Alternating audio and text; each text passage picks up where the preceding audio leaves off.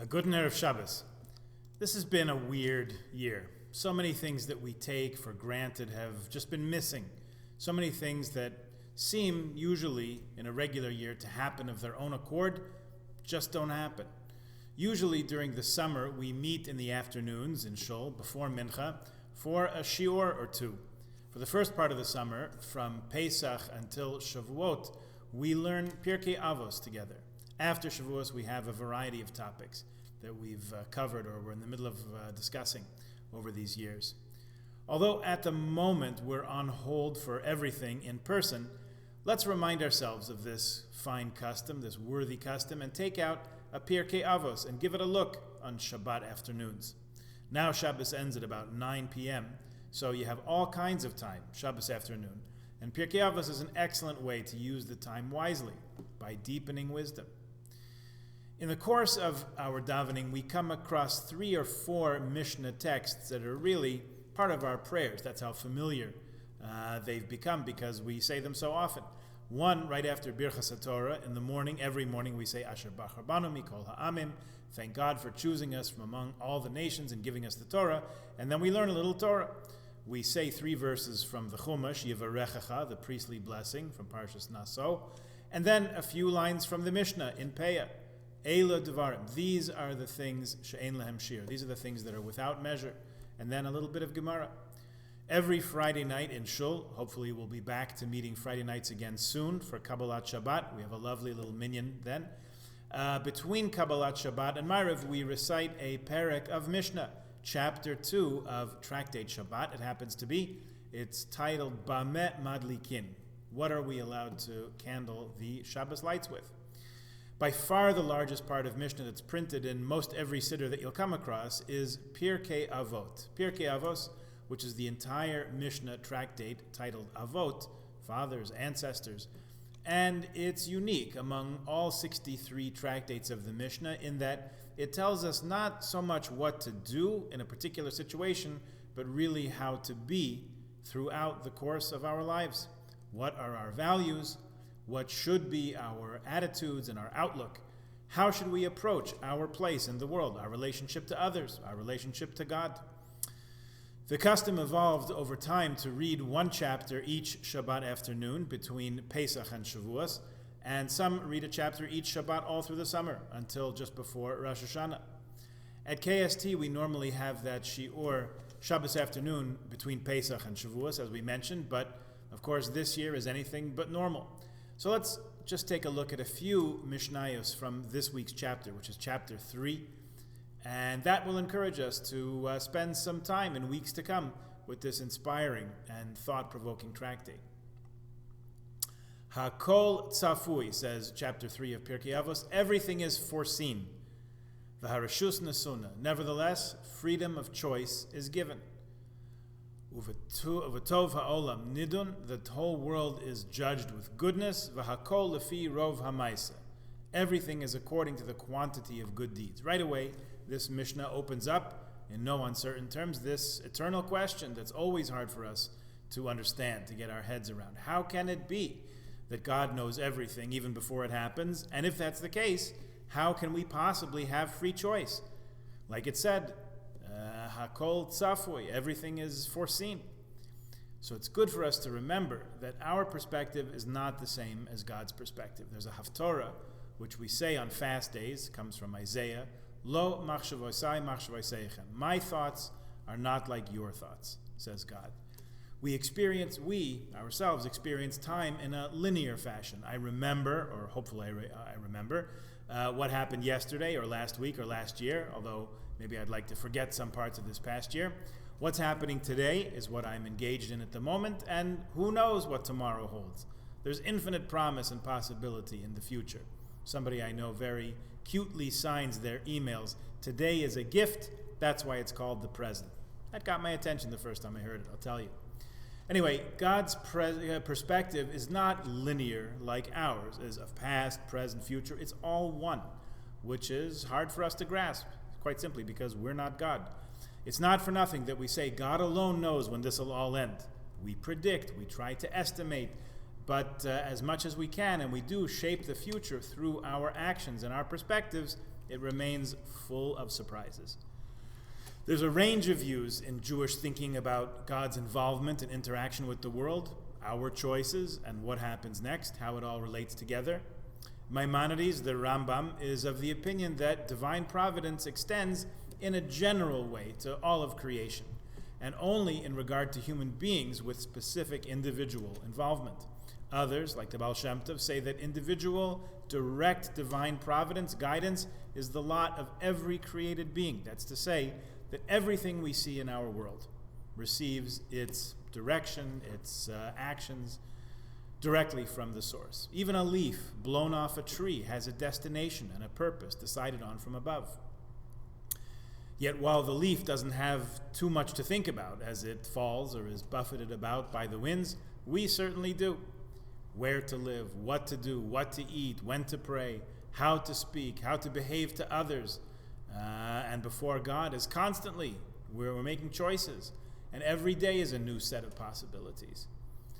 Even once we allow habits, ingrained habits, to sort of guide us. So when our judgment is rendered, the Maharal of Prague explains in his commentary on Pirkei Avos, HaKadosh Baruch Hu is looking for our merits, not for our liabilities. That's the reassurance given to us by this Mishnah of B'tov ha'olam nidun. The world is judged for good. Rabbi Menachem Meiri from Perpignan in the far south of France adds that when a person does teshuvah, which we can do any day of the year, remember, we don't have to wait for Rosh Hashanah and Yom Kippur to do teshuvah, to repent, although today's Torah reading happens to be all about Yom Kippur. Whenever we decide to do teshuvah, it's accepted with compassion, and the world is judged favorably. Our world is judged favorably in that way. Rabbi Ovadia of Bartanura, one of the classic Mishnah commentators who lived in the famous Italian province of Emilia-Romagna, underscores this idea of everything is judged according to the quantity of the deed. Someone who does much good is judged with great compassion. And even one who only does a few good deeds is still judged with a certain measure of compassion. The next Mishnah after this is an extended set of business metaphors that are suggesting a perspective, how to look at our time here on earth. Hu haya omer, he used to say, this is still Rabbi Akiva speaking from the previous few Mishnayos, he used to say that hakol nasun be'evar, everything is given on collateral. Umetsuda prus al kol hachayim, there's a net spread over all the living. Hachanos psucha v'achen v'nimakif, the store is open and the shopkeeper extends credit. Ha-pinkas pasuach v'hayad koseves, the ledger is open and there's a hand that's writing. V'chol haraitza lilvais yavai v'yilve, whoever wants to borrow may come and borrow. V'hagabayim machzirin tadir b'chol yom, the collectors make their rounds regularly every day. V'nifrayin min ha'adam, they collect from us. Midaitai shalai v'shalai midaitai, whether we realize it or we don't. V'yesh lehem al ma sheyismaichu, they have grounds to rely upon. V'hadin din emes, the Mishnah says, v'hakol mesukan l'seuda, the judgment is one of truth and everything is prepared for the feast. Obviously the feast in the world to come, in the end of times, in the Messianic era. It's a very relatable and very evocative set of impressions. There's nothing here that's foreign from our experience or even distant from our imagination. We all know what each of those images feels like because we've all been there. Everything is given on collateral. We've all rented cars, rented apartments, borrowed lawnmowers. We know that we have use of them, and the day will come when we'll have to give them back. Our neshamas, our souls, as the Mishnah is suggesting here, are also on loan to us, and the day will come to return them. In the meantime, how much use do we get from them? Are we using them in the best possible way? What kind of shape are we maintaining them in? And we also know that we're all responsible for one another. How could we have helped someone else take care of what is theirs? The shop is open. We can acquire whatever we wish. There's a dizzying array of goods available. As a historical note, I believe this Mishnah was compiled before Amazon, and certainly before the advent of Amazon Prime. Nowadays, not only can we purchase whatever we wish, and a lot of things we never knew about, we can usually have it delivered to our doorstep the very next day, sometimes even that very day. Still, the choice is ours, and we have to ask ourselves, upon what are we basing our selections? How do we know if what we're getting is good? Indeed, how do we know what we should want in the first place? The notion that the Gabayim come to collect, whether we realize it or not, whether we're ready for it or not, we see this all around us every day. The view that judgment is a judgment of truth and that all awaits us in the banquet hall, these are articles of faith that we think about and each of us integrates into our beliefs, into our perspective in a different way.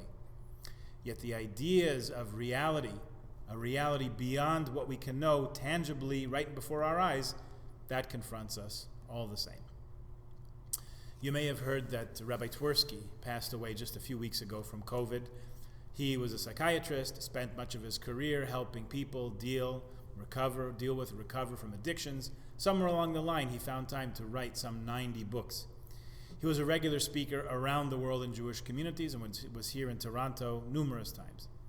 He writes a cautionary note about this Mishnah. He says that Western civilization, he's too kind and gentle to call us out by name, so he says that generally our world is very taken with the business model.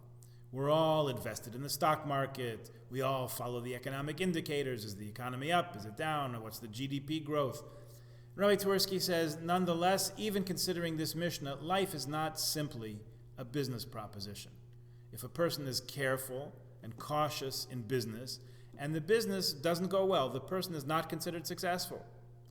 Flip side of the coin, if a person takes great risks, even behaving with recklessness or abandon, and makes a windfall profit, a fortune, that's called a success. He says that that's not the way life works. Life is not simply a profit and loss venture, judged by the bottom line. Our intentions are important, and our ethics and our morality are what counts, not necessarily the dollar result at the bottom line. Some people, many people, try to do their best and act with care and wisdom, and still things don't always turn out the best, or visibly the best, observably the best.